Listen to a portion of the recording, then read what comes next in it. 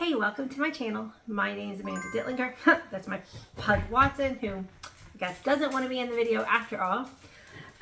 He's gonna go to his bed. Anyway, welcome to my channel. My name, I already said that, is Amanda. I'm a neurodivergent woman. I have aphantasia, which is the inability to visualize in my mind's eye. I have SDAM, which is a rare memory disorder. And I'm also on the path to find out if I am autistic. I'm actually self-diagnosed right now, but I am in the process of getting an official diagnosis. And so let me tell you, that's a little nerve-wracking. So I have some videos about getting my evaluation done, and now I'm in that like waiting portion, and my feedback session is next Monday. And I have had such conflicting thoughts and emotions about this. It's really crazy. And the reason why I want to share is because I know there are so many other adults going through this process right now. On the one hand, there's just this disbelief that like, how could I not realize this my whole life? But you know, you don't know what you don't know. And I, like a lot of people, just have this misconception about what autism is and isn't. And it wasn't until I was diagnosing my children that I saw so many of the traits of autism in myself. And it's just like, oh my gosh, I'm 42 years old and I am autistic, and my life, that just makes so many things that's happened in my life make sense to me. But so where some of the conflicting emotions comes up is when you go in and you do all the tests for an official diagnosis, there is this little fear like, oh my gosh, I relate so hard now to being autistic. Like, it just makes so much sense that what if the doctor is like, oh no, not autistic, then you're left with like, well, then what? But then I go back to the thing like, there's just no way. I have so many characteristics that I'm confident at this point that I will get an autistic diagnosis. And actually, the more you kind of learn and research into the neurodivergent community, I think I might be ADHD too, which also would make so much sense. I always felt like I could be ADHD, but one, I didn't understand the hyperactive part because I'm not a hyperactive person, but ADHD doesn't always mean hyperactive physically. It could also just be, you know, your mental. My brain never slows down, never slows down. And the other thing is a lot of ADHD people have a hard time with, what's the word? Cognitive, executive functioning. I think that's the word, where they have a hard time completing tasks. And I do sometimes, and it is something I struggle with, but I think that because of my autism and perfectionism, it kind of like overrules ADHD sometimes, and I will make myself just kind of push through. And you know, although I'm finding as I'm getting older, that is getting harder and harder and harder to do. So I don't know if that's a common trait for people who have been able to kind of push through to do tasks. Then as they get older, it's like, whew, it's hard.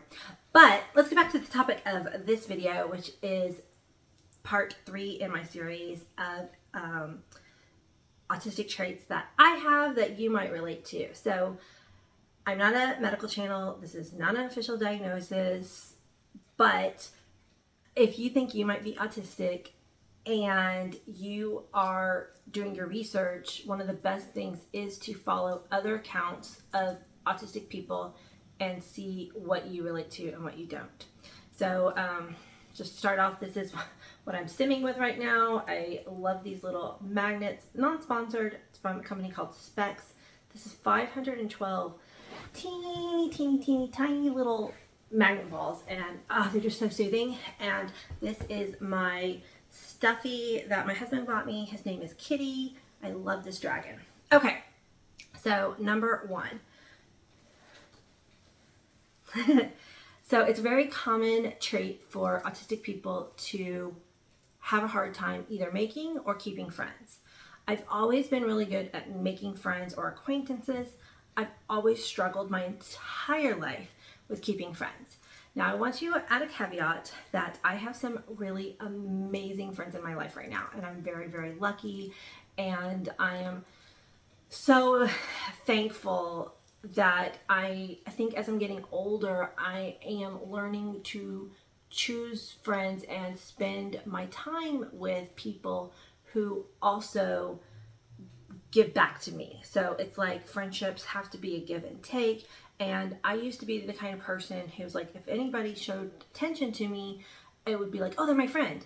Okay. And then I would give 100%, but they weren't necessarily like as into me as I was to them, which is very common for autistic people to even not even notice that difference.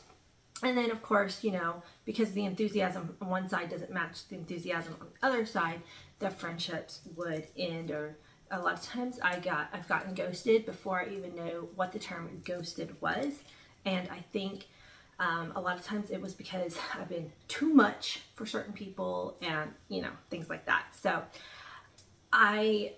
right now I'm very lucky. I do have a circle of friends that helps and just is amazing. But through 4 decades of life, keeping friends has been a struggle. I've had shed many, many tears over lost friendships, more so than I think the normal person. And I'm not saying that for, neurotypical people, they don't lose friends, but I think autistic people, this is something that we struggle with and are aware of our struggle. So number 2, I was either an Instagram reel. If you're not following me on Instagram, I am mind blind. Or maybe it was a short. I don't even remember at this point, but it is on, you might be autistic if you read books about how to communicate or take seminars or listen to podcasts on how to communicate and be a friend. So I will check out books at the library, and I have for years, on how to better communicate, how to ask for what you need. And these are awesome resources. And that's the thing again, just because you relate to one of these things does not mean that you are autistic. It's just when you start adding up the list, it might be something to look at. So, I was listening to the How to Make Friends podcast, and it's really good. I don't think that podcast is still going, but it really gave me some insights, and it really helped me learn to, choose myself first. You have to be friends with yourself first, and then it's easier to find friends that match up with your own energy.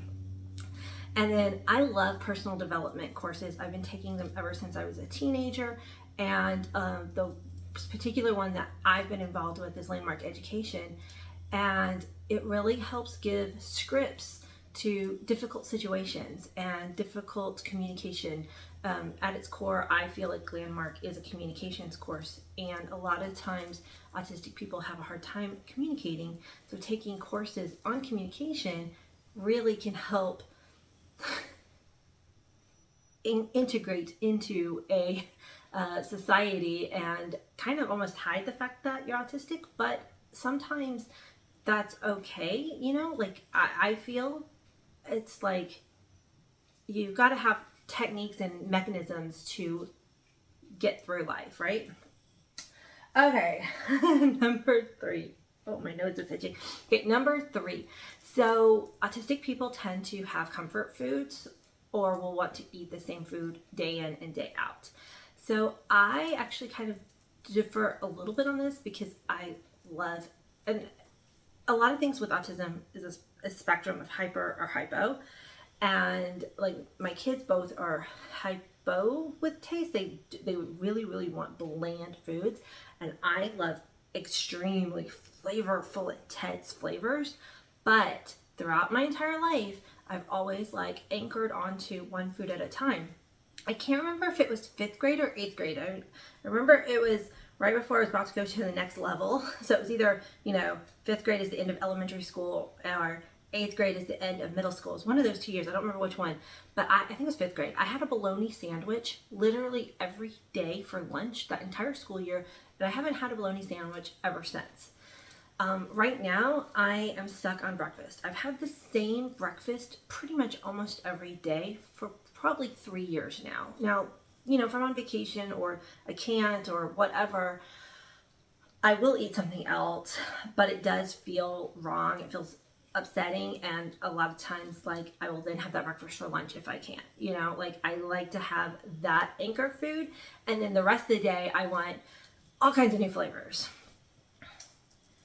So number 4 is being sensory sensitive to loud noises. So I don't like any kind of continuous background noise that I'm not in control of, like fans that are going, or the car, like a idling engine of a car.